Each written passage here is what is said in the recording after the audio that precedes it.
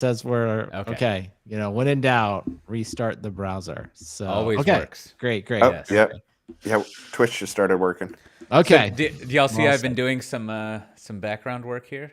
You see the I see that. You got the got a little glowing blue thing light? going. Yeah. What's and your there- lighting situation in front, Kote? Because I have these new lights that I was playing with Matt, Oh. but I still think I'm You- getting too much. You're a little bright on the, yeah. Yeah, so I don't know. I'll show you, and then I will give you the readouts. Let me put it on the. Like, is that better? Now now I'm just kind of like sort of half lit. I don't know, man. I don't know what I'm doing. All right, so here, let me use my patented method. Oh, snap. Look at that. I have two Elgato key lights, which I highly recommend. All right, I Aren't have those, this like, too. expensive? I have the Key Light Air. Okay, so I'll have that similar And situation. it is also Wait, Brandon, is that wireless? That sounds bad. No, mine is. I can control it. Do you have the little Elgato app? Oh yeah, right? yeah. So, and then let me Yours take a picture. looks much better. Like mine is not good. I Yeah, don't- Brandon, yours so is let really me- white. And This Cookie's looks this natural. part is very important for our time zone problems. Well, you got like some memento on the hand there. So also, it is well, you can't see that. It's pitch dark outside, right? Okay, that So helps. I currently have mine at 20% brightness, and it's at 5,500 kelvins. So That's not good, Brandon. That's way too high. That's Brandon, the friendly ghost.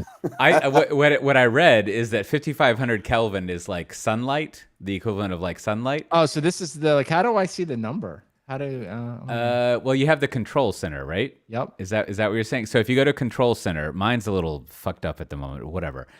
If you click down, if you click on the Kelvin thing, right? It'll show you the actual.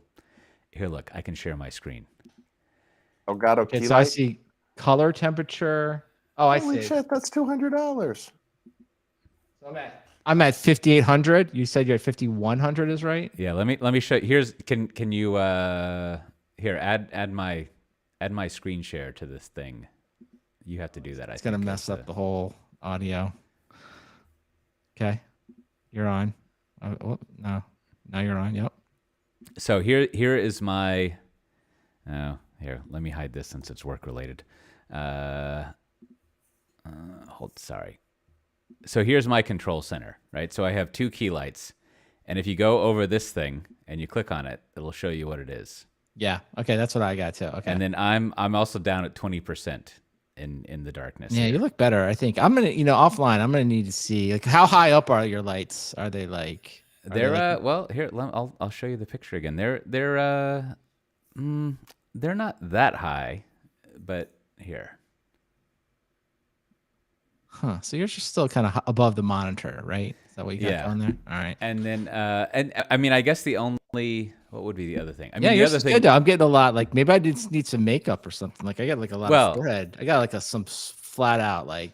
Well, too the other much. thing is that I don't have the room lights on, and you have the room lights on, right? Yeah. Since So you we think can that's see in the better? back. Is what's the best? I thing? never turn the room lights on. Yeah. There you go. Yeah. This is Better? getting better. See that now better? you're a little cooler. So if you Yeah, turn now the you're Kelvin cool. towards, but that's fine. That's fine. The other thing that's different is that I'm using like an actual like glass lens camera. I got that I mean, too. it's Yeah, digital. I got a glass lens. All right. Yeah, you just got to Sony, turn it camera. down. Just turn it down. Try 5%. 5% brightness. There you go. See, now try. Better? Yeah, that's pretty good. Well, I think That's better. now he looks kind of cool and pink. Try Like 10%. like salmon. No, too Oof. much. That's 8. Too much. Ooh, much. go back. Oh, you're getting go there. back to Low. 5. Yeah. Oh, there you go. There you go. And then you 6. think And- like so then not so blue, maybe like a little more. Do natural you have light. do you have auto white balance turned on? What are you doing for your white balance On the there? camera? Camera. Yeah. Oh shit! I don't know. Now you went too far. Now I have to like. All right, so I need to work on. No, wait. I've got a lamp. What can I You do? look good though, Matt. You actually look pretty good. I actually think your whole setup, Matt, is pretty good. Well, with For, that's because you're using you're using the camera that's working really hard, like to figure everything out. That's the benefit of like an All right. iPhone or a laptop camera. You're okay, fine, though, well, Brandon. we've Don't worry wasted about it. enough time on lighting yeah. and stuff. So, all right. So I was saying before our stream ended, I was saying that, Matt Ray this week is he's our official Software Defined Talk correspondent. So Mhm. we did what made the most sense is that we sent the official Asia Pacific leader. We had him fly all the way to Detroit because that's what made the most sense. So Totally. that's to have him cover KubeCon. And we'll have a special episode out early next week where Matt reports in with all the important things about KubeCon. At least that's the Okay. plan right now until it doesn't work. Yes, that's the plan. So, and we should That's also good. quick shout out and thanks to what is your audio sponsored by Jordy? Is it Jordy the one that gave you a nice mic? Yeah, Okay. yeah. Is he sponsoring or is it I don't know. Software Engineering Daily? We're not broadcasting or recording, right? No. We're not Okay. recording. No, this is No, just no, we're stream. broadcasting. I The see. stream, yeah, Sorry. the Yes, stream. yes. Stream. So yeah, anyway, so all right, so that'll all so no real KubeCon. We're gonna save the big KubeCon news Okay, till that's Friday. good. So we'll for everybody that's tuning Unless in there's something you specifically need to that. break in on, Kote. Unless you're like, Yeah, unless Kote, you want to announce something. I don't know. I mean, I don't know. Yeah, I'm sure. No, I have nothing. It's fine. All right. Kubernetes, love it. Tanzu. Okay, then I've got I don't have a hard stop, but like not too long after the hour, after what? How about you, Matt? How 3 are you o'clock doing my there? time. I'm fine on time. Okay. All right. Good. No ads. Somebody goes here. Okay. So no ads here. We got. I don't know. I just threw kind of this as a grab bag. I don't know what people are most interested in talking about. A couple of things I put in. I guess Kote, you put in the Google seeing significant VMware momentum. So I wasn't sure if you want to. Whoa, talk do I about have the that. wrong show notes open? Is this Yep. 384? Yeah. Yes, you do. You do. Okay. 'Cause then Okay. in the Slack there. So that's You the want KubeCon. 384 is the 383. KubeCon one. But I put it right. There's 3 items in the rundown. Yep, that's the wrong one. So Okay. just go back to the Oh. Slack. You'll see 383. Yeah, 384 is It's upcoming. right above the Slack. Right, the Slack. It's right above. Got it. No, I got Nice. it. You know, Got it. Brandon, I appreciate that how you just guide us along. I'm just. You're- I don't you're- know. I'll try to. I'll step back. I'm just trying to help. Just trying to be- This is why I think eventually you will be a fantastic executive. You just like you have what the did I patience. do wrong? Why are you gonna put that on me? I'm just saying, like beyond me, you'll have the patience to be like it's just right below it. You just click on Right there. 384. Just right there. Totally good. Now let's go check out your OKRs. Let's see how they're doing. I never did. I know it never came back. I wanted someone to confirm that Google does publish your OKR metrics right next to your name no one ever said that was true. So I think maybe it wasn't. I was one last thing. I met up with one of our I met up with Andrew Schaefer. He was here for SRECon, and we were talking about, John Willis is writing a book about dimming, and we were talking about dimming, and we were just like, and I was saying, I listened to an interview that Willis did with someone, I don't know, in his dimming series, and they were talking about how dimming didn't like MBOs, and therefore all this other stuff, and I remember it affecting me a lot. And then I reached over and had another piece of shrimp from the seafood platter we were eating. And I said, that's because it was in February when we were working on OKRs. And Schaefer was like, it was the perfect time to listen to that. And That's too yeah, funny. and it was just like both of us were just kind of like, yeah, I mean, I think he wrote that like 50 years ago. And then here we are still having MBOs. Yeah. Just like the DevOps Days conferences will never end. There will No, always no. be a reason Well, to have them. I had that same feeling today with that, like, DevOps is dead stuff, long live Oh, boy. platform engineering. I'm like, sure, whatever. Yeah, just- yeah. I didn't want to go over the conversations we had about that because I tried to be a nice person. Anyhow, all right. Was that the VMware booth? I gotta. Anyways, Good all right. times. Let's see. We are live. Oh, let me put it in the. I've fallen down. Haven't put it in the Slack. That's what I forgot to do. I should do that too. In my Okay, let me put we all the- should have done it. well, what are you gonna do? All right, let me do this. I'll put it in the Slack here momentarily. Okay, that's What what should I share? The YouTube or the Twitch? I think during the recording we I think the Twitch because that's what we probably look at the most. Although everything eventually shows up. And That's where then most people are, anyways. And did you get then- the? Did you see the? I'm interrupting you. I realize. Go ahead. Did you see the notification of the YouTube handles, Brandon? I did. Yeah. I've been clicking on that for myself for like a week and a half, and obviously I'm part of the, as they say, hoi polloi, because I don't have it yet. I already got mine. What? How is that possible? Exactly. How is that? We're trying to possible? get the What? I think we need 11 more subscribers to the SDT page to get our custom or to get a URL. So hopefully we'll try to get it. I have done so much work over all these years, Matt Ray. That's hilarious. And they don't care. In the end, they don't care. Oh my gosh, that is so hilarious. Maybe there's no way I had mine before you, right? Well, that actually that I've had- might. I posted. You're also I in a mean- different geography now too, Kote. I bet you all these things Oh, that you probably yeah. don't like. I bet you it all. My first you know. post was 12 years ago. I think mine's longer. So than you that, have- but yeah. Well, the math's in a different time, mostly in a different geography too. So. But also, my first post was that safety video from Coral. Did it do well? Did it get a lot of views? Yeah. Okay. Then yeah, that might actually be older. Huh. Okay. Did it do well? It got 1,200 views, man. That's pretty good. I would Good take stuff. 1,200. Did you see? I sent you that thing. Corey's reading the newsletter, his newsletter now on YouTube. I was like, huh, Yeah. interesting. Yeah, I'll do that. People are always telling me over the years I should just like do audio reading. Yeah. I'm down with that. That would Now I be feel great. like when I get back, I got to get myself some better lighting. I don't know. Oh, you Yeah, didn't- it's yeah. it's just more complicated. Sometimes like having less is sometimes it does work out better. Just less. No, There's just less stuff to break. Listen, Matt Ray, your video is fine. You don't need to worry about your video. It's, That's because I'm in a hotel. It's yeah. perfect.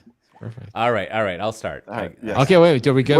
Wait. Do we have a rundown? Are you good with this rundown here, or like what do you want? Oh yeah, let me bring that back up. I just You closed want it. more? You want less? Like you want to move stuff around?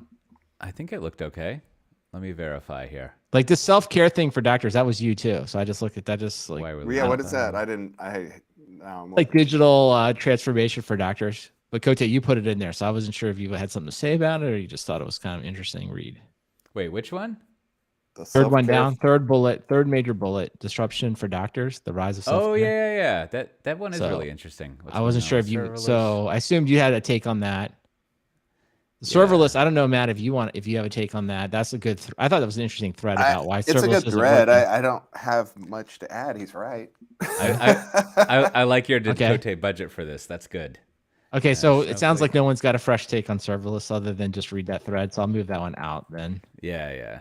because that's sort of like I don't know, Matt. I feel like if you're gonna like if anyone's gonna give a postmortem, even if that's the right word on serverless, I think it would be you. So if you It's don't not have a it, post-mortem. all right, then I'm listen. Put it back. Bring I'll that put it shit back. on. Okay. I mean, Yeah. clearly, serverless deserves a pre-mortem. I think is what we're saying. No, serverless is the new OpenStack. Wait. Oh, Hey, whoa, that's a good hey. take. 'Cause that's kind of like what I was thinking. Like I felt like it No, was no, like, no, no. I thought You- maybe you like do it's not the marry moment serverless. passed. Yeah, all right, Serverless is the new mainframes. It will never die.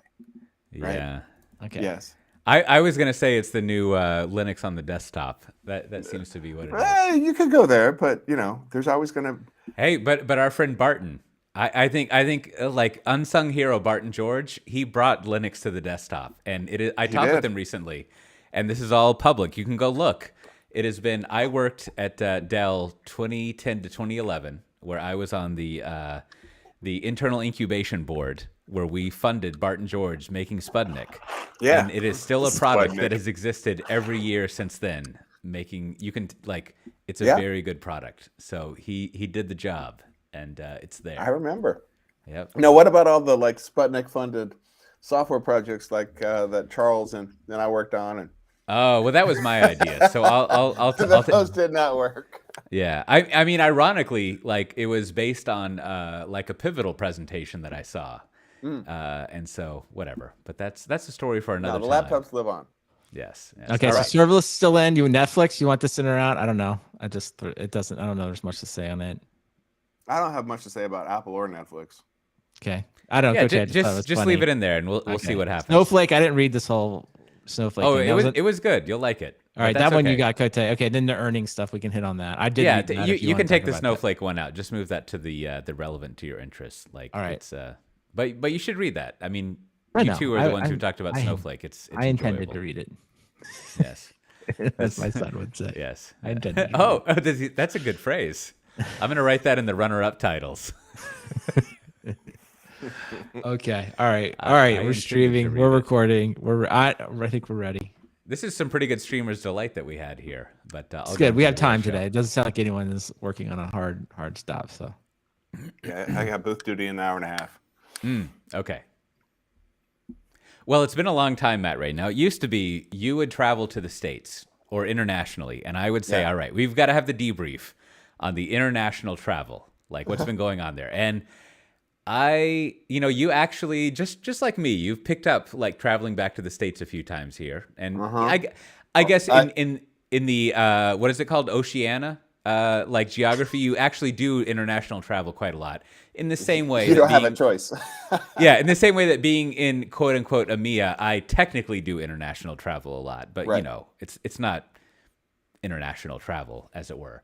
So you are currently in Detroit for Yes. KubeCon, the Kubernetes convention. I said that Brandon accented there, which I'm was not sure very it's proud the of. Kubernetes convention. CNCF wants you to realize that there are 110 CNCF projects. I mean, all I'm saying is it's called KubeCon. So well, sure.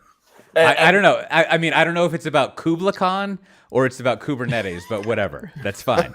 Sure, I'll give you that. So okay, so there you are in Sydney. I Uh-huh. mean, give us the tour. You hop into what are you getting there? Are you bicycling? You driving? Do you call an Uber? What do you do It's to like an all Uber, yeah. the way? Well, Okay. Okay. So I was flying to Dallas. So unlike the LA flights, all leave in the morning. The Dallas flight leaves at 4:40 in the afternoon. So Choice. I Ubered over about 1 o'clock, and to make sure. Last time I flew to LA, I sat in security and that line for 2 hours. The Border Patrol one or whatever. Yeah. This time 5 minutes. So I had plenty of time to. Okay, sit I'm in the going to lounge. interrupt you. You don't have global entry? Well, not leaving Australia. I'm sorry. I thought you said in LA. No. In the line. Okay. That line was reasonable. It was Okay, 15 okay. minutes. No, but just leaving Australia last time took 2 hours to clear. It was just a nut house. This time, no problems. So I had 2.5 hours to kill in the lounge. I don't have my old American status anymore, so my credit card gave me some lounge access to a different lounge. But all right, okay. it's I want to nice. interrupt you again because we're that's why these details are there, because I know that's the character. exactly. This is all very important, at least to me. I don't know if to our listeners, but so we're going back to Texas. I mean, not permanently, just for Christmas for about 3 weeks. Yes. And because we had, let's say, a little over 500,000 miles, because we don't fly an American, right? And we're just like building up the miles. I booked our flights on American, and now I have lifetime gold status, which I think you cleared 1 million. yes, but this was back before, as I think I've covered for everyone who's listened to every single Software Defined Talk episode. They probably will recall this. I qualified for lifetime gold before they removed the credit card from EQMs, right? So I got nice. very lucky when I was at Red Monk.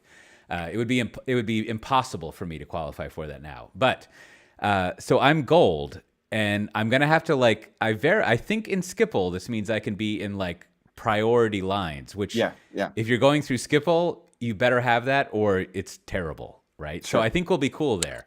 However, this is what I want you to add some color to: is on a one world flight, international, going into America. What do I need to think about? What's going on there, Matt? You're gonna need to have a higher status.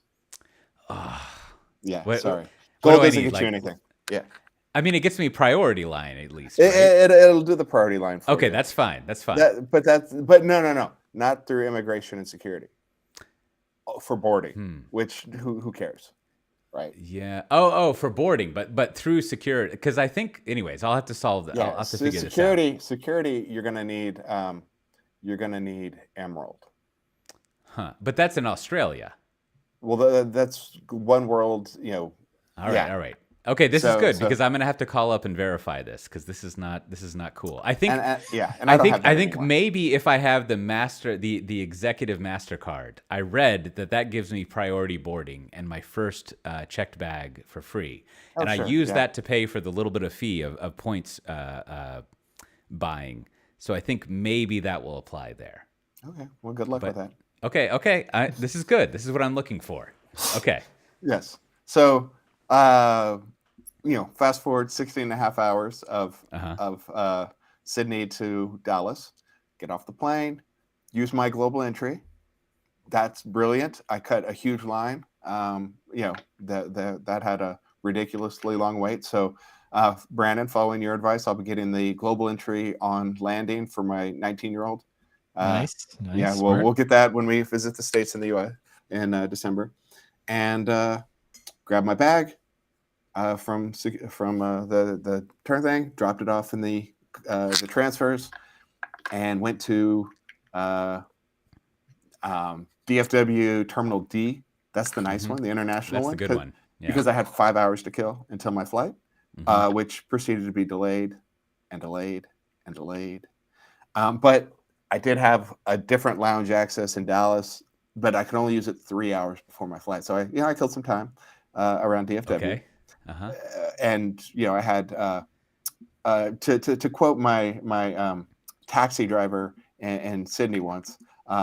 American airport lounges are like bus terminals. Uh-huh. Yeah. So he was a little right. It's not exactly Qantas first class lounge. I had a fine dining experience of limp salad bar and broccoli cheese soup.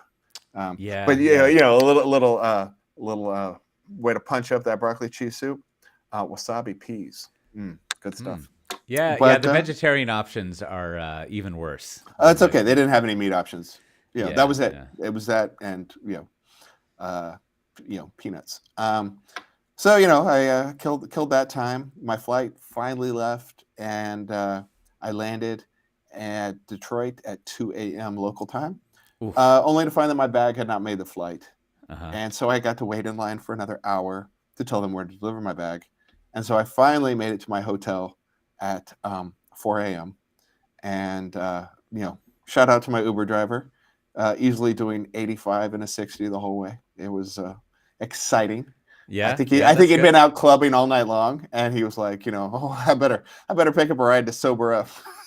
Now, do you get to say? Do you get the same experience I did when I go back to the States? Where like normally, as you two know, I don't want to talk with people, right? Yeah. But like I come back to the States and I'm like, God damn it, there's an American, and I'm just like, I just want to like talk to the Uber driver forever about anything. I'm all into it. I was just wasted after. I mean, 4 a.m. is like a whole other thing. Yeah, but, yeah. Like, yeah. And so I get back to my hotel, or to my hotel, check in, and I slept till about 1:30 the next day. And good. And my bags finally showed up 11 p.m. So I counted on the kindness of I walked to a CVS and bought some socks, and my coworkers, we had booth shirts, so I got to get a clean shirt and some socks. And but my bag showed up last night. All's good again, and so KubeCon is a go.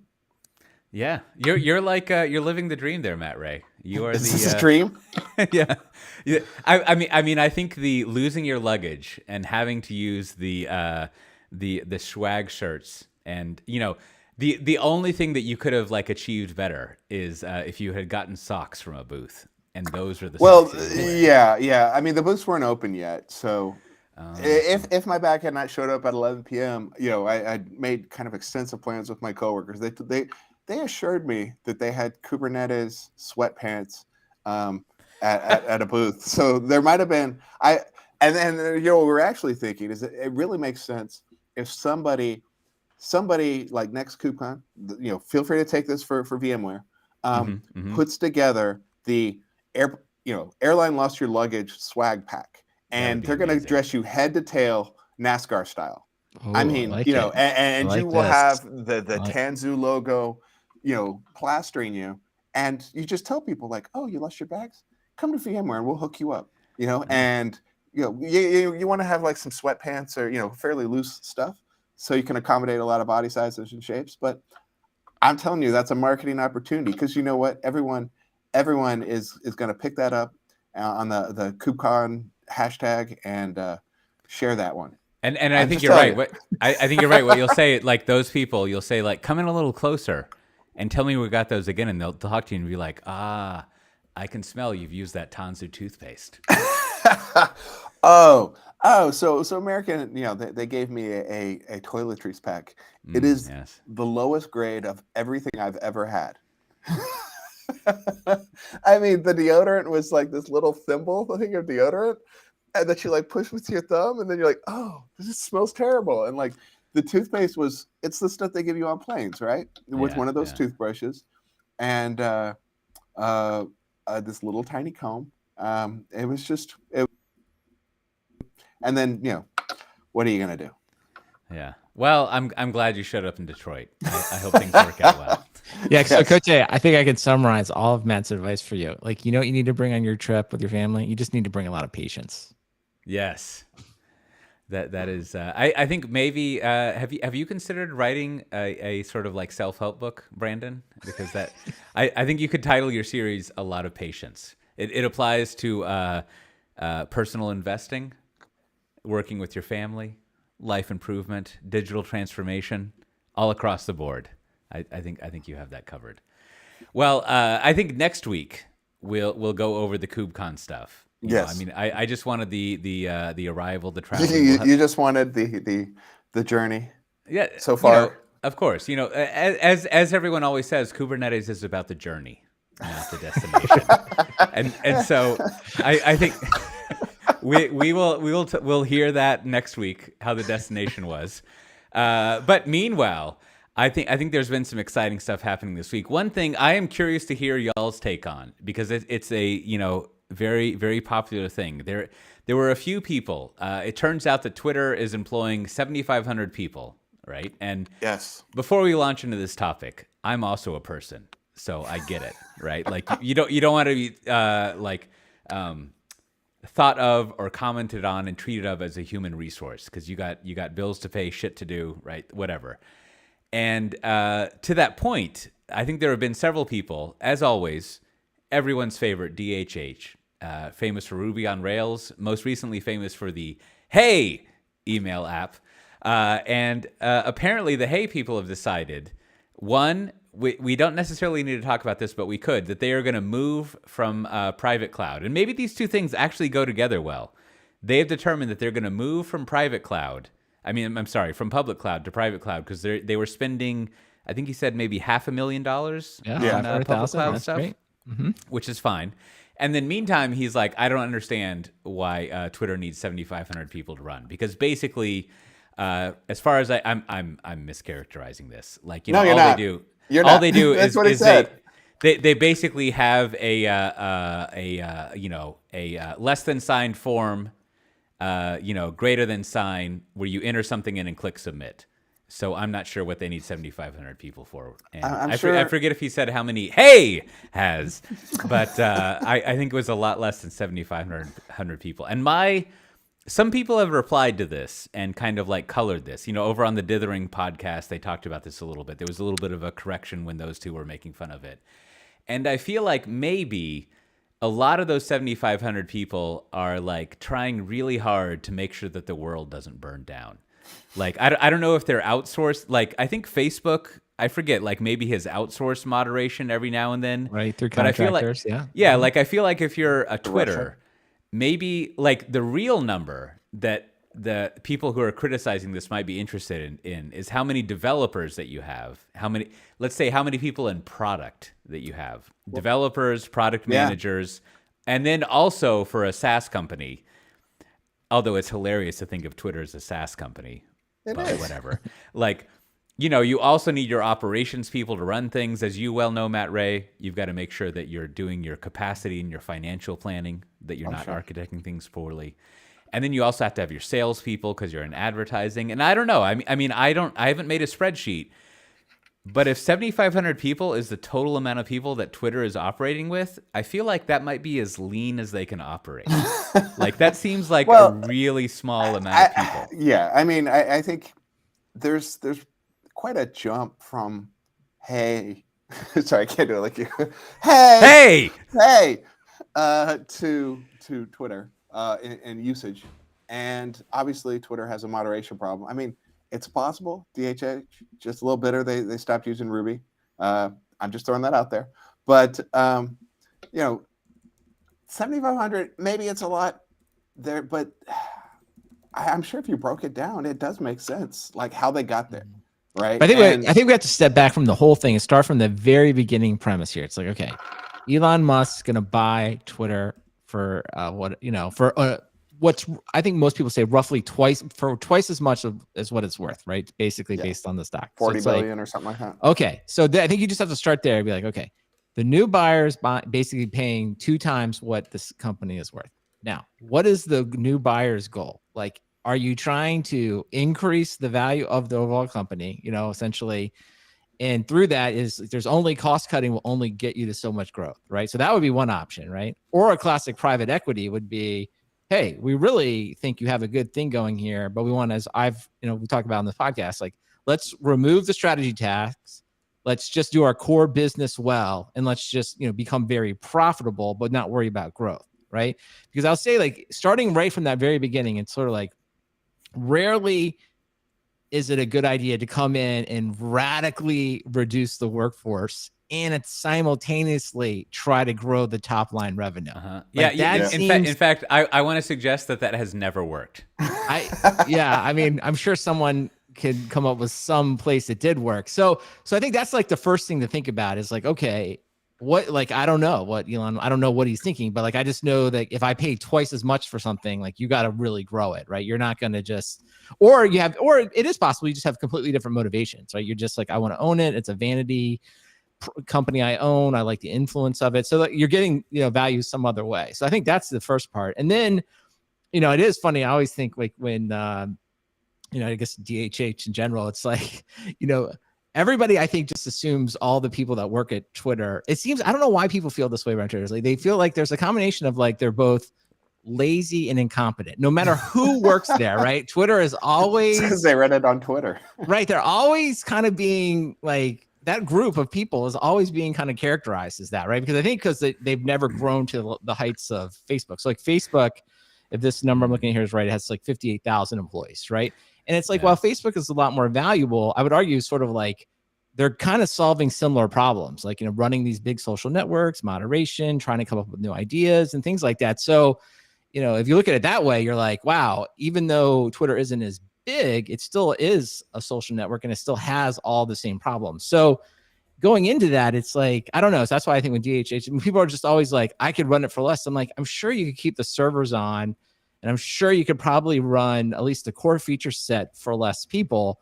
But I don't know if that's like, you're not going to necessarily grow revenue. And then, of course, we've all worked at big companies. It's like, what you would hope would happen is like, hey, when you reduce the headcount by 60%, you're getting rid of like 60% of the features and the other projects, right?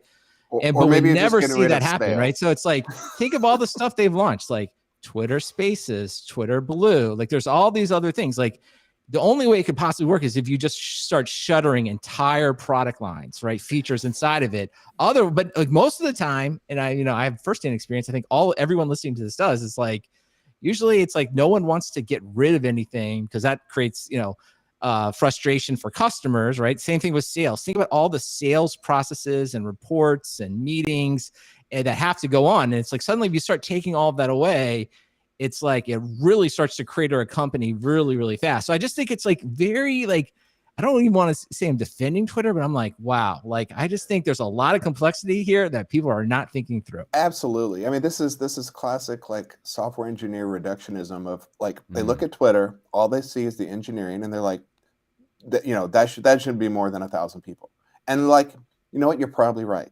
Operations and engineering, that's probably a right size number. Now tell me about your sales and content moderation. Oh wait, Hey doesn't have that problem, right? I mean, that is probably an outsized component of Twitter, is like how to deal with all that other stuff that engineers and developers aren't seeing, because they're not thinking like, oh, how do we pay for the bills? All they're thinking about is like, well, they're going to run it on Kubernetes, and they're going to need this much, they're going to use these algorithms and this and that and that. And it's like, actually, there's still a lot more to it.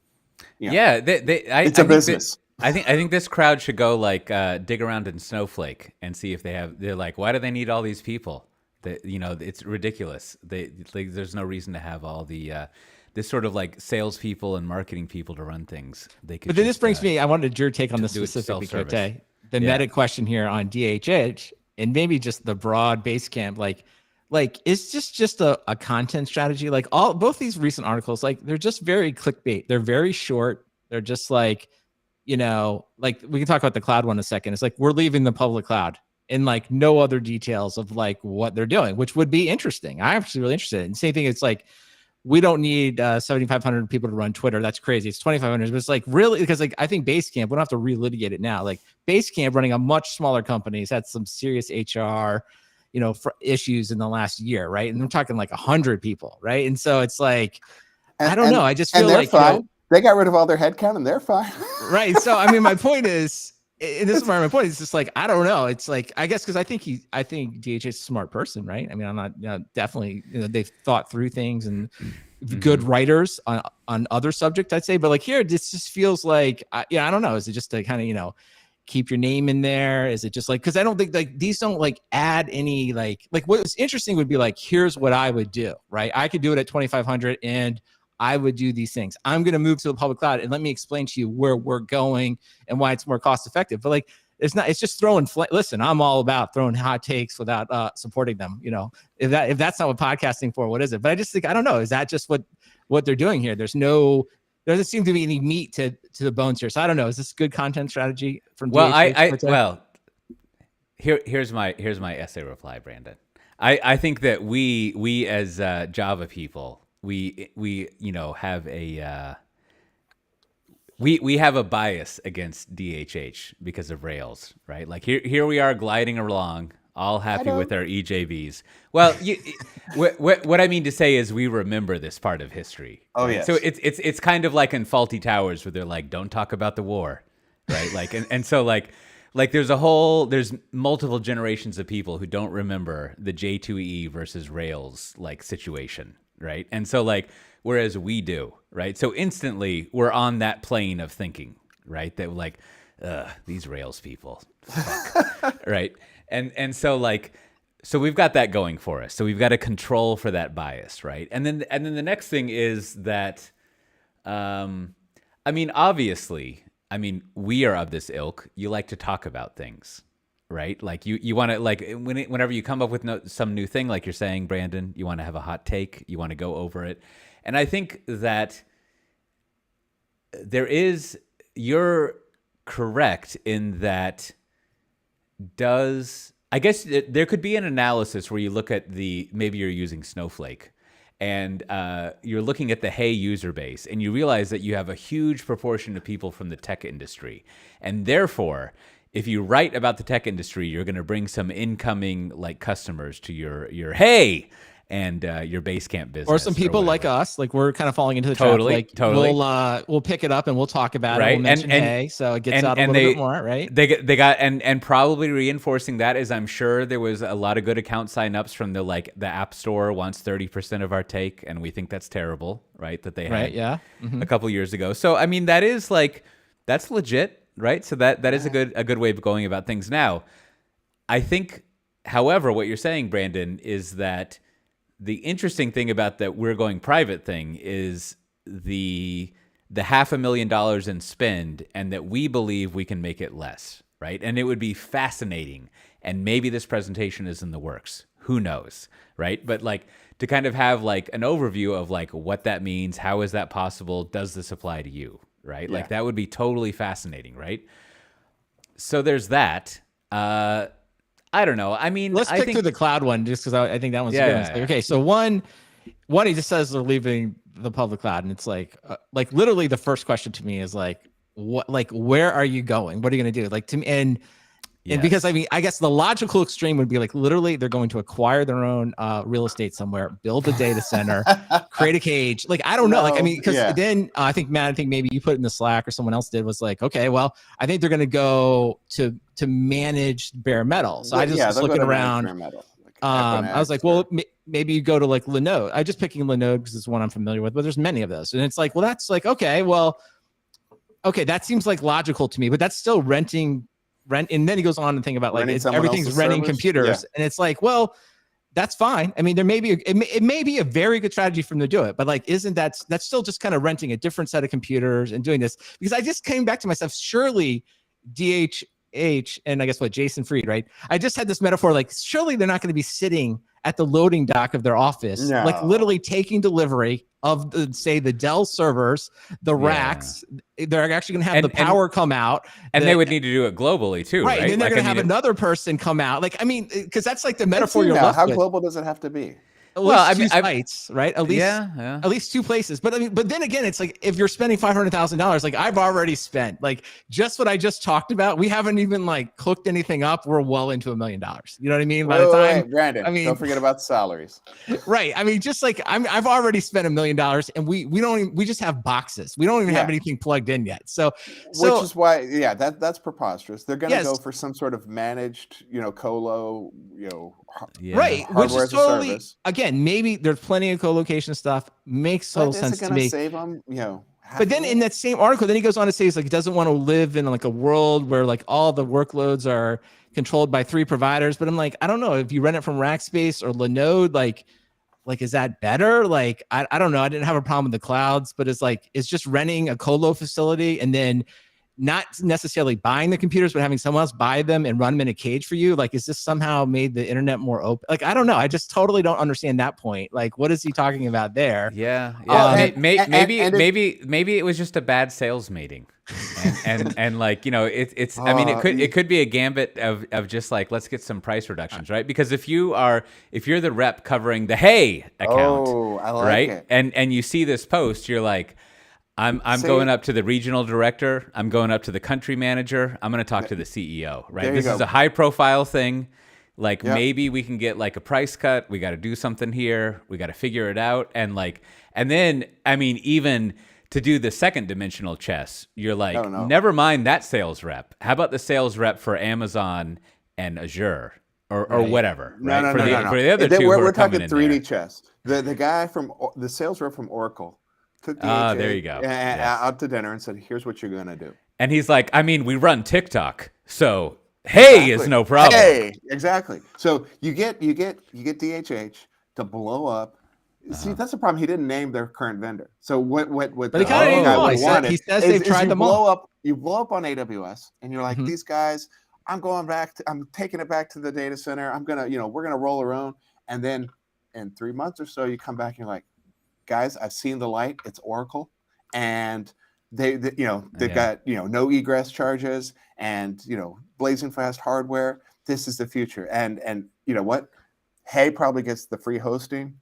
Oracle gets another logo, and they get a badmouth story against AWS, and we'll talk about it for them. That is your 3D chess. Now, okay. Here's my other scenario, and as you know, I'm confounded by internet technology, but like maybe email is an easy workload. Yes. Right. Like maybe you can actually if what you're talking about, I don't know how front end stuff works anymore, but basically,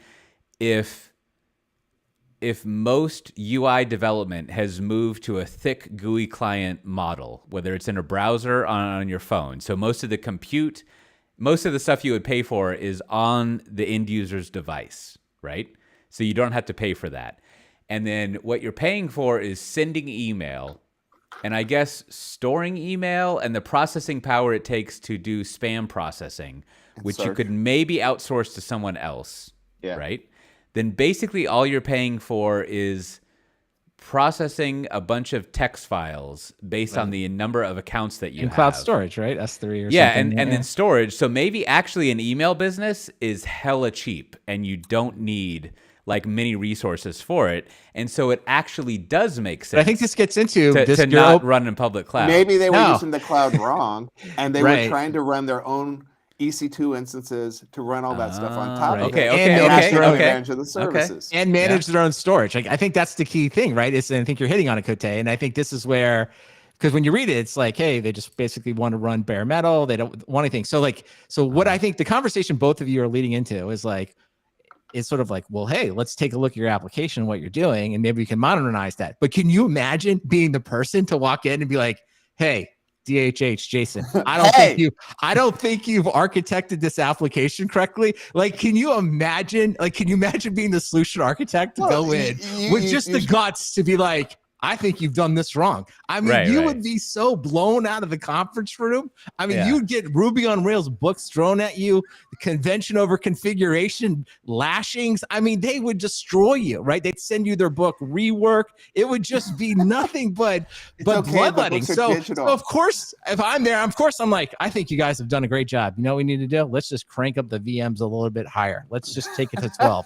Let's get you the higher instances. Because you could never say that to them. You could everything you just said, and I'll pause here, would just be like, hey, why don't you use something like S3 or cloud storage? It could be cheaper. They would destroy you. I bet you they would just tell you about all the reasons it can't be done. You'd be like, sounds like you got it. So because nobody was willing to have that challenger conversation about, doing it right, now that they think the whole concept is wrong. All right. Well, so it would be hard to go in there and be like, you guys have it wrong. That would be a tough conversation to have. The internet's full of people that are telling them they're doing it wrong. Okay, so to close this topic out, Matt Ray, you're in Detroit. They're in Chicago. I feel like this is very close. So you should arrange a meeting, go over there on your way out over to Chicago and be like, hey. I am all about. I don't know if you saw that platypus guy talking about how your architectures are driving up your costs. I want to come in here and talk about how maybe your architectures are driving up your costs and how I have some YAML here that might be able to help you out. Would you like to buy some YAML? Yeah, and just report back to us and see how that goes. And I think maybe y'all could help them. That would be a great reference customer for y'all. Hey. That you could have on your web page there would be great. Now, so I think we covered that pretty well. Also in the news, it looks like I read through. Now we talked about this last week, Brandon. How Google actually had a great summary of all the things announced. I think there was a blog post with 123 points. And for the Tanzu Talk podcast that I do every week, more or less, where we also go over news. It's I think we've hit our stride there. If you go to tanzutalk.com, you can subscribe to it, which you surely should do, and because you can get even more of this kind of stuff, but with less cursing and two British people, which is fun to listen to, and me. However, I read through the Google stuff, and I would like to double underline what you were saying last week, Brandon, that I really appreciate the blog post that has the 123 sentences about what was released. I enjoy that. And also, there was another article about how, I think it was the executive about who covers the alliances or partnerships with VMware. And they said, this is just some triangulation now, as listeners will remember, y'all will remember, but the current CEO of AWS, I'm still confused about how a subsidiary has a CEO, but that's cool. No problem. Great.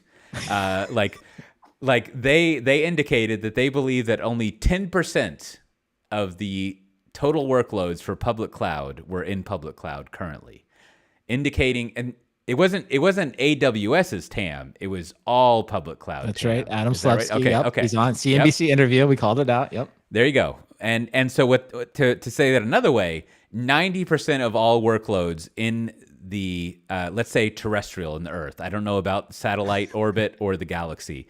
90% of earthbound workloads are private cloud, basically.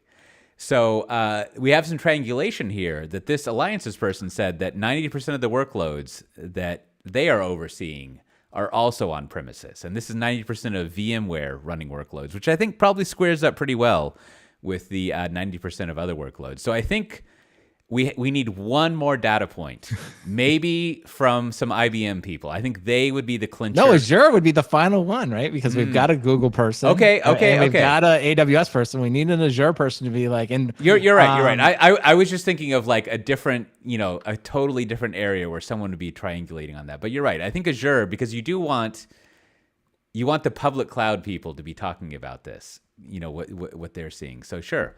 We need someone from Azure to come out and say that 90% of the workloads are private cloud. I don't know. I think we need two more people from the private cloud industry. I think Oracle would be chime in there. I think we've got Larry Ellison, kind of not with the exact statistic, but close. And I'm sure we could get an IBM.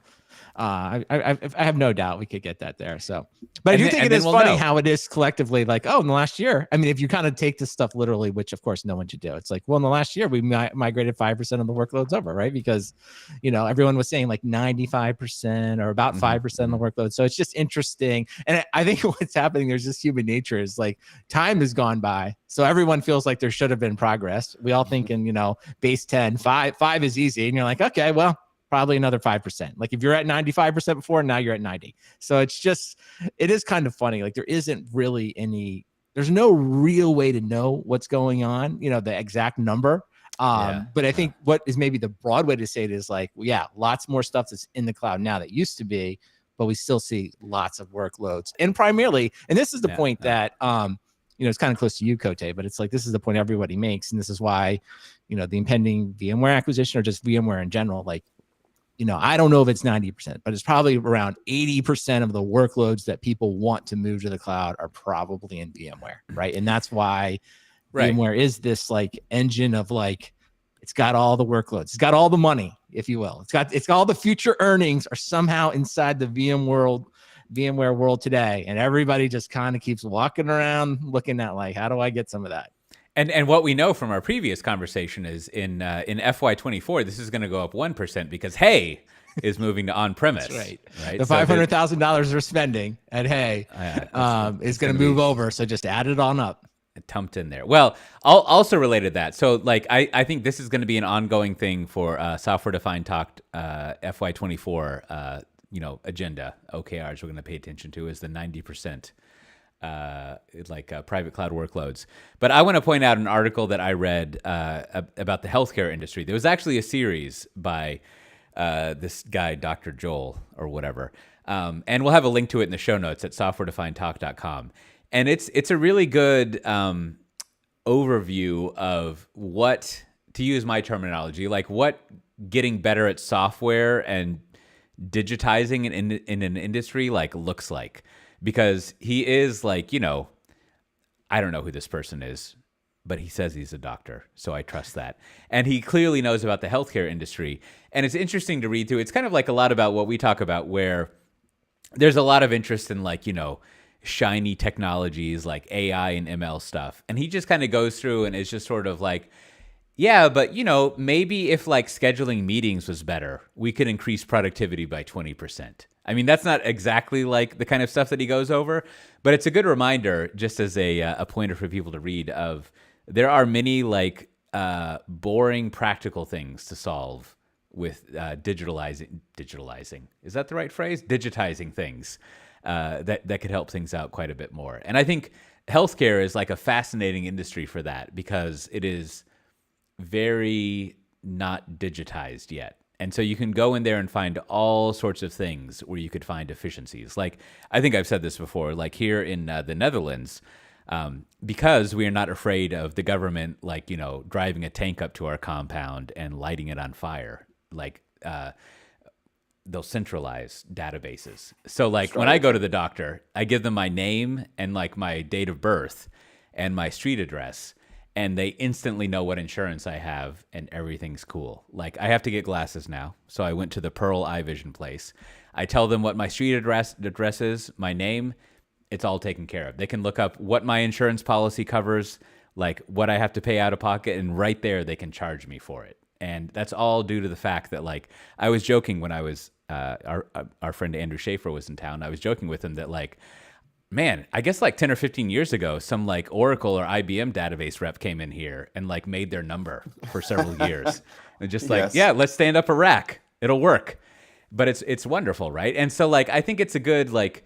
Obviously, I'm not remembering exact examples of what this guy was talking about, but it's fun to read through and see like how it's pretty easy to go into an industry with like a mixture of a programmer's mindset and also having like a business strategy mindset and just identify things that you could instantly, if you get over the culture, the people problem, just sort of like, write an app. Lots that of would easy take care wins. of it. Yeah, and the thing he talks about in their article is kind of interesting because like all the hype is always around like some type of artificial intelligence that like diagnoses you of like with some type of disease beforehand, and that's a great idea to think about. Obviously, we'd all be for that, but like it's the whole point about like we spend a lot of money on electronic medical records, EMRs, is what he talks about, and just like making that work better, like getting all the information to the right people.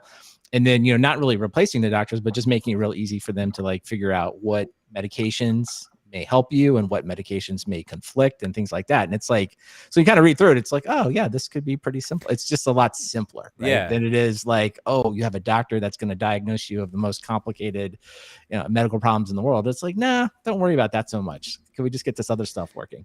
Yeah. It reminds me of, I don't know, some conversation I was having, I don't know, with some person at a big bank, and they were saying that they had taken like their Google Photos app or they had taken their Google Photos app and like shown it to some business person. They were like, look, I can type into this Google Photos app, show me like the last meal I had with my son that was chicken.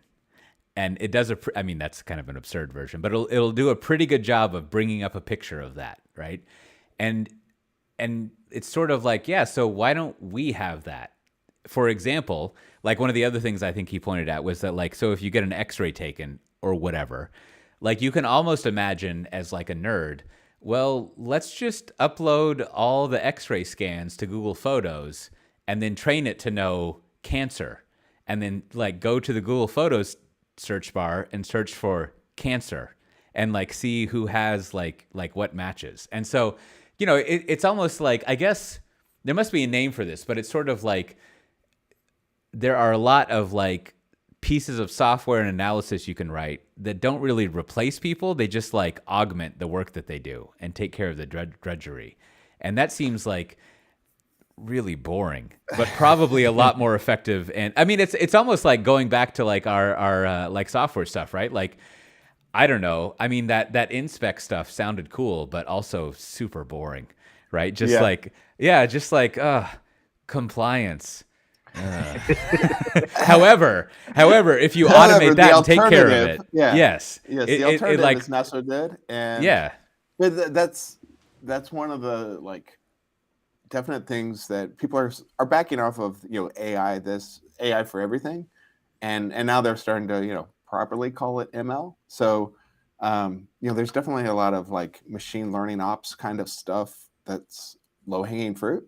I mean, why would I want to parse through logs manually? That kind of things. Why am I trying to figure out what needs to have compliance profiles applied to it? That should be, scan all my infrastructure, tell me what I have, go to go and try to match everything within 95% accuracy, and then tell me how it looks.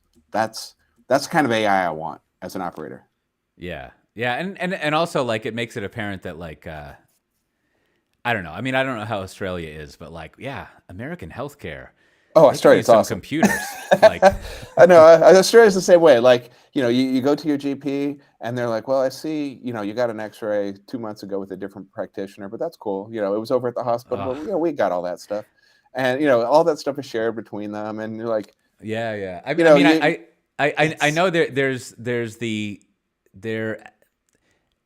slowly there's like some open medical record stuff being rolled out in the States, and it's almost like I mean my dream for like the like states type of healthcare. It's just like banking.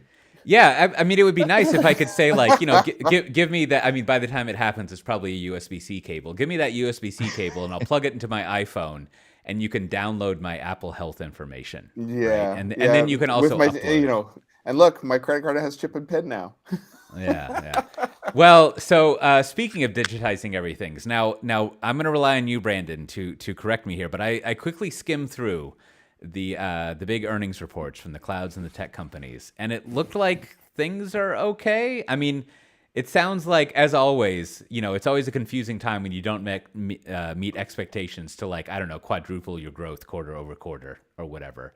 But it seems like people are doing all right. I don't know. What's the summary as far as Yeah, so earnings summary season is would be Azure announced their earnings. So it was 30, they grew 35% in the quarter, which of course, like, independently would always be good, but that was compared with 40% growth in last year. So kind of down 5%. So some disappointment by the street. But I thought the other part that was interesting is the quote here is for the first time ever, revenue of in the quarter for the Microsoft Cloud metric encompassing Azure, commercial Office 365 subscriptions, commercial parts of blah, blah, blah, reached 50%. So basically, what I think is interesting there is it's kind of weird because they lump all these things together, but you can basically say Azure is part of the segments that now grew over 50% of the total revenue. So if you think of Microsoft maybe being like a Windows company, if you think back to that, or Xbox and things like that, it's like, well, actually, it grew over 50%. So I guess it's one of those things that's like, we're seeing in the economy everywhere, pretty much everybody believes we're headed for some type of recession and spending will be down. So the bad news is they didn't meet expectations, but the good news is this business still seems very solid, even if it isn't growing as fast as people want it to. Yeah, I mean, I guess if we think of cloud as the computers of the future, then pretty solid. Like they're not going anywhere. Yeah, and then just real quick, well, because Google announced the same time. So again, Google was down mostly through its advertising of its search engine and YouTube stuff. So won't claim to know much about that. But Google Cloud brought in $6.9 billion. So that's more than analysts expected. And that's basically an increase from $5 billion of what they did the same time last year. So it's almost a $2 billion increase, at least in top line revenue. Bad news on the Google Cloud side is that they still lost a lot of money. It looks like they lost $699 million versus 644 last year. So I know the Google thing is always like, we know they're investing, we know they're losing money, and it's not a surprise there. But we always see these articles every time. Because again, it's always, Cote, this is always your point. These companies are extremely profitable, right? So like, it always goes back to they're making tons of money. But having said that, like we all know, it's about the story you tell going forward. So clearly, there's lots of articles that have come out and talked about how Alphabet is like, reconsidering all of its investments, whether that's YouTube, all of the things that it's doing. So I'm sure Google Cloud. It's not YouTube. It's right. No, it's the crazy things. It's, no, that's all the moonshots. Good point. Point taken. I didn't mean to imply YouTube. I just meant outside of maybe Google search. Too much money. I don't know. So Google search and YouTube make all the money. Everything else is getting looked at. Fountain. They're looking at the people taking money. And so I don't know. I guess the thing we don't know about, and I think that would be interesting, is like, what does the CFO's Google meeting like with Thomas Kurian? Like, is he just like, is that CFO person? Are they mad? Are they happy with the investment? Like, because I always think it's got to be kind of awkward to be like, well, I just had Susan Wojcicki in here, and YouTube is making billions of dollars, and then you have the Google search person in, and then be like, yeah, they're making like tens of billions of dollars, and you're losing money. Like, what? Like, I don't know. Is it always just kind of like that, or is it, no, you're doing a great job, keep it up? What else do you need? Let me write you a bigger check. Like, I don't know. That takes a lot of like mental fortitude to be on the CFO side, to be like, I just talked with someone who made several $1 million by filling up their house with a bunch of soft tennis balls and jumping into it. And so that's one type of business that I'm in. And then over here, they're trying to detect if someone has cancer in their lungs. So I'm not really sure what to do about this. We're gonna have to go with the ball pit money. Yeah, that's right. So I know. So to net it out is cloud earnings are disappointing. The businesses still look strong, and I'm sure there will be lots of. Unfortunately for all of us, there will be lots of CFO reviews over the next year where everything needs to be discussed. So yeah, I mean, what it is. I think basically Google is the Scheinhart wig company. They have toasters, and Tracy Morgan is their business. I feel like we should take one detour because you brought it up. Like, I did happen to run across it. Mr. Beast, I don't know, one of the largest YouTubers in the world, took on an investment of $150 million. They value his various businesses at $1.5 billion. So for all of you, when your kids are watching Mr. Beast, just know that that person that's doing it has created, an entity worth $1.5 billion.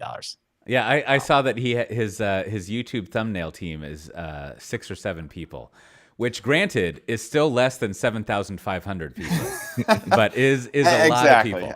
I mean, you know, Wow, wait till DHH starts watching some Mr. Beast. He Yes. is going to be very he's what? gonna- yeah, he's You have gonna be like, 100 "Whoa." people making videos? Why aren't you just like, I could just make this on the side? I could just edit this in an hour. What are you doing? He's going to be really upset when he learns about that one. Well, speaking of videos, there's several conferences coming up, all of them producing videos here and there. You could actually see the video in real life. And I don't even know, like, does anyone know, like, what is real life vision? Is it beyond 4K? Is it less than 4K? I think it's beyond 12K? There must be some analysis of, like, if you were to do the resolution of a, average human eye, how many pixels that is. Probably and, depends which what it pair of is. glasses I'm wearing. Exactly. I didn't want to say normal human eye and get into that whole discussion. Just average, whatever. I don't know. My kids were complaining about like, a show that was from back in the old broadcast TV days, and I was like, this looks great. Yeah, exactly. Well, there are several conferences coming up. As always, until it happens, there is a Spring One platform coming up December 6th and 8th in San Francisco. It's going to be a great roundup of if you're doing Java development, software development, .NET, any type of development out there. It's going to be a wonderful chance to get to talk with all sorts of people doing that with the projects that you love. We've got all sorts of operational things. If you're into the whole, Kubernetes, platform engineering, whatever it is, DevOpsy sort of stuff, you're the operations people running the stuff that your applications run on, that'll apply. And then also, if you're more into what I'm into, which is management and executives trying to figure out how to transform their organization, you can check that out. But if you go to springone.io, you can see all the sessions that we have. And when you register, you can use the code COTE200 to get, that's right, $200 off your registration. Ooh. And also, we have All Day DevOps coming up. I think I noticed that I maybe spoke at their first conference, which was fun. I remember doing that. It's a fun idea to have like a 24-hour, what's the phrase for that? Circle the sun? No, there's a follow the sun presentation. Sure. Circling the sun sounds dangerous, like some sort of Star Trek movie. It's like you're a planet or something. Yes, and well played there. Anyways, that's coming up on November 10th, which is very soon, so you should check that out. And then that conference is going to be January 15th and 18th. I think you can actually sign up to attend now, if I remember. The registration is open. And then there will be the Cloud Native Security Con in Seattle, February 1st and 2nd. All sorts of conferences. Of course, the week after next, I will be in Barcelona at VMware Explore doing a presentation there and generally hanging out. If you haven't checked that out, just search for VMware Explore. Barcelona is a great town. You should come check that out if you haven't been there. Do we have any bureaucracy this episode, Brandon? We do. I want to thank, I'm going to do my best here, Wojtek in Poland. I'm not sure if that's right. But anyway, he sent in an email and wanted some stickers. So I sent him some stickers. He tells us the podcast makes his pool training a lot more interesting. Looks like he's, I don't know, he put in the distance. So I think it's like 3 kilometers. So the podcast must be good for a 3-kilometer swim. That sounded pretty far though. I was like, I don't know. I was like, maybe he's listening to a couple episodes or maybe some more. I don't know. He's working the backlog. Yeah, good job by him. Good amount of training. Also wanted to thank. First, if you would like a sticker, all you have to do is send your postal address to stickers@softwaredefinedtalk.com. Happy to send you a sticker anywhere in the world. Also want to thank 3 people. So BJ, Martin, and Tim. They all joined the Slack. I've successfully migrated the Slack sign-up process to something new. It's working perfectly. What could go wrong? So they all joined up the Slack this week. So great to have some new members. If you'd like to join the Slack, it's pretty simple. Go to softwaredefinedtalk.com. Just click on the Slack link up there, and it's real easy to self-register, and it'll all work. So you can be in there. You can talk with all of us, see some of the topics that we're going to discuss, and there's plenty of off-topic conversation as well. So, Matt Ray, what do you have to recommend this episode? My recommendation this episode is a movie, I think it came out 2018, called Upgrade. This is not a highbrow movie, but it is a very, very solid B-grade sci-fi movie. So I think looking at it, one of the writers might have been from Saw. So it's a little bit gory at times, but it's got a great sci-fi premise of I'm not going to spoil too much, but of a guy who becomes a paraplegic and gets a AI chip in his spine that takes over his body. So and vaguely like Venom, where he's got the super body that now can do things that he couldn't do before. But the sci-fi elements are really nice. Some good AI commentary and pretty good special effects. I don't imagine it was a super high budget, but and I like the ending. So a solid movie, especially recommended if you're taking a long plane flight. Now, I don't know if this was inspired by it, but there's a new season of She-Ra, Princess of Power out on Netflix, and I noticed one of the princess's friends has some sort of device on the back of her neck that takes her over, and her lady friend has to fight her because she's got the green eyes from Hordak. So there you go. I mean, they did list an upgrade TV series in pre-production. It's possible that might be She-Ra season 2. I don't know. Well, yeah. Well, how about yourself, Brandon? What do you have to recommend? One, I think I did see Upgrade, so I'd second that. I think it's a solid popcorn movie. Like I said, just fun. Yeah. Fun movie. It's good. This week, I'm going to recommend something that I think I don't know if we talked about in the show because I know it was in the Slack. So it was, I guess it's DALL-E 2, which is the new form of generative AI. And it's I don't know if it's out of beta, but you can basically, anyone can sign up for it. What you can do is you basically put in some prompts and it will just create artwork for you, like basically photos. And so a couple episodes ago, I tried it out. I actually used it as the cover art for one of our episodes. And it's pretty cool. I have to say, it's one of those things where you immediately get it. You don't have to really understand how it works, but just the idea of like, you've ever needed to use like clip art, you've looked for like stock photography or whatever, it's pretty cool because you can just go in there, give it a bunch of prompts. And then as it creates new stuff, you can kind of like, refine it. And then sure enough, at the end of it, you get a photo that you can use maybe for a presentation, for podcast cover art, or for whatever. And I think it's pretty interesting. And so I know Google and Microsoft, kind of outside the stuff we talk about, they both announced similar things. They're basically building on this idea as well. So I think very shortly here, they'll all have nice services that you can go out and just create a bunch of different images. Now, of course, it generates a lot of conversation, a lot of potential problems like, what about copyrighted work? It's analogous to the GitHub Copilot. What happens when you start to create, pictures that maybe have hate speech in it? So there's a whole, set of problems that are coming up there. And if you want to listen to some people talk about it, there's a link in here to one of the podcasts. It's Hard Fork. It's a new podcast. I think it's got a couple people talking about it. So if you want to listen to kind of like, a little bit about the overview of it, which will probably be kind of interesting, but more importantly, if you want to listen to kind of some of the dilemmas that it's proposing, you can listen to that as well. Having said all that, I think it's pretty cool. Like, it's like, I guess like a lot of technology, it's like, well, it's here now. So it's like all the good and bad will show up, but I thought it was pretty cool. So check out DALL-E if you want to create some artwork for yourself. Yeah, I made one that was Nietzsche and Waylon Jennings reading a paper about cloud economics, and I think it came out pretty well. Although I did say Nietzsche was the barista, and he was just sitting there reading it with Waylon Jennings instead of making coffee. But what do you expect? These things happen. Well, my recommendation is, I love a good diary, kind of posthumous, or maybe even during humus. I'm not sure what the Latin for that is. But there's one out from Alan Rickman, which people probably know as Snape, and also the guy in Die Hard, the enemy. And I've been reading his diaries, and they're fun. They're just like, there's two things about them. One, it's always fun, like someone who writes, I think the last diaries I read that were like this were of, what's her name? Her last name is Brown. The lady who was the New Yorker editor and then like was the editor of the Tatler, like, I can't remember her first name. Is it Tina? It's Tina Brown. Yeah.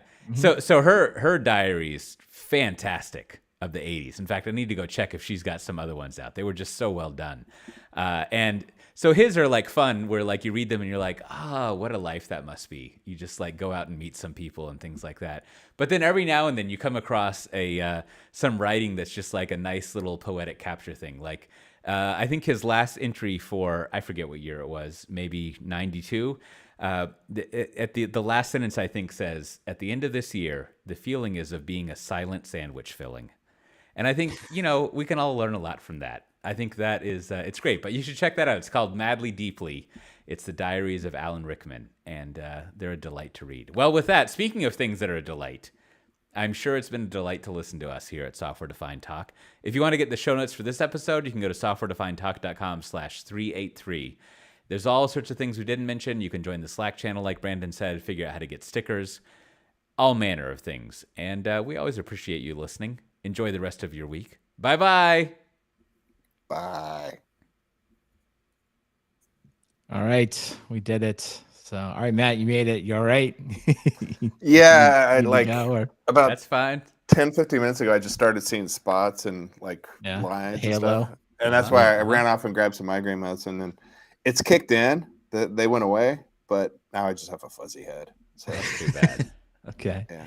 All right. Well, you and I, Matt, I guess for everyone stream, I don't know if we're going to stream I guess we'll stream our Yeah. KubeCon discussion. Yeah. All right. So Friday for the, Same bad place. yeah. So Matt and I will be on Friday. We'll stream. I don't know, Kote, you can, I think it's gonna be a little bit late for you. I don't know. I think Matt and I will do a special, We were going KubeCon to start an hour episode. after this. I'll probably be passed out by then. That's what I figured. All right. So it'll be a special, maybe a short KubeCon episode on Friday that we'll put out next Tuesday. And Matt will tell us all the good things he's learned about KubeCon. You should title it something like "How to Save $200 Million on Kubernetes." I like it. We're leaving KubeCon. Maybe that's what it is. We're leaving Kubernetes. Like, I don't know. We'll have to see what DHH writes, and then maybe we'll You riff better on hurry, that, man. right? There's only like 3 more days of KubeCon left. It's true. He needs to get on it. He needs to right? blow it up, get some more news. I do like it in a blog post when you refer to yourself as a contrarian when you're posting the blog post that like everyone's been posting about leaving the cloud. That was the other part that I thought extremely funny about we've always been contrarians. That's why we're posting the same argument everyone else is writing. It's like that was another fun little part of that. Yeah. I do want someone to go. I want, Kote, you should send someone from VMware into over there to the Hey people and like just to see if they can get a meeting, just to Have see fun how it storming goes. the castle. It would be fun. It would be fun to see what happened there. All right. They I probably think have really good snacks. they probably do. All right. Thanks for everyone watching the stream. So sorry, I guess we got some YouTube spam. I don't know how to like moderate that. I guess one of us will have to log into YouTube. Can we? And moderate? But that wouldn't have deleted it from the restream after the fact. Yeah, this could be a hole in Restream. We'll have to get on them. I don't know. They need to hire more people and fix this for us, Restream. So, But I could make restream with 5 people. that's right. Yeah, I'm surprised they have so many people at Restream. Like, why do I they have don't all even these know how many people doing to have. I'm just. it? So, It's so classic though. but always good to see Michael, Brian, everyone else who chimed in, and everyone who watches this on YouTube. So appreciate all of that. All right, streamers, we'll talk to you Friday. Take care. Bye.